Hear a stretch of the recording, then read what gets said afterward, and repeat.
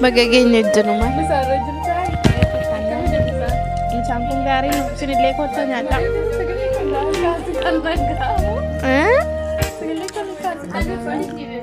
Sinilay ko sa nyata jadi mamil to ta keja.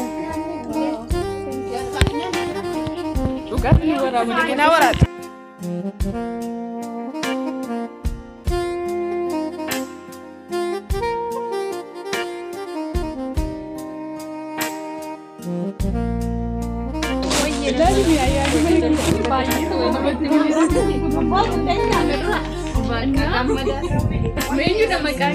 Maqaan koo Masaratiin jedhama.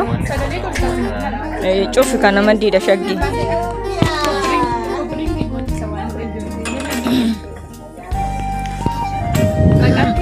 Maqaan koo Masaratiin jedhama. Mucaa Hambooti. Na har'a gara kanatti kanan dhufeefi ummatoota maraaniyyuu lammii Itoophiyaawii ta'aniini hunduma zeegaa biyya kiyyaa hundumaaniyyuu gosaa fi lammii otoo lakkoofne dhaloota hundumaaniyyuu baga guyyaa ifa fayyinaa gooftaan keenya Yesuus Kiristoos itti nuuf dhalate geessan jechuun jaaladha. Bakka jiraatan hundumattuu biyya hambaa keessatti biyya kamuu keessattiyyuu lafa jiraatanis hojiirra jiraatanis hojii ayyaana charchis jiraatanis gammachuudhaan firii taatanii tooyi guyyichi guyyaa ayyaana ta'e tooyi ofitti gammadanii akka dabarsitan isiniif hawwaa gooftaan isin haa eebbisu.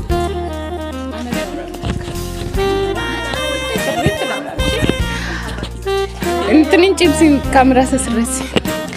Ashama harka fuune guys indina chuun nagaan siniifaa ta'uu guyyaa har'aa mana roobe yookaan immoo Dubai Abu Dhabi keessatti argamna. Haala kanaan ayyaana dabarsaa jirra jechuudha. Baga geessanii dhaloota gooftaa keenya Yesuus Kiristoosiin baga hunduma keessan ga'e. Hiriyoonni koo firoonni koo akkasumas bakka garaagaraa miidiyaa garaagaraan kan wal beeknu jechuudha. Baga geessanii isiniin jechuun nan jaaladha. Nagaa kotti aansee haala kanaan ayyaana baay'ee haala namatti toluun dabarsaa jirra. Inni kaan misaa nyaachaa, inni kaan buna danfisaa, inni kaan hojii garaagaraa irra jira jechuudha. Kanaaf galatoomaa isiniin jenna. YouTube keenya subscribe, like, share gochuun dagatina. Shalom. Hai Lulu, baga geesse. Ami walumaan baga geenye. Akkamidha?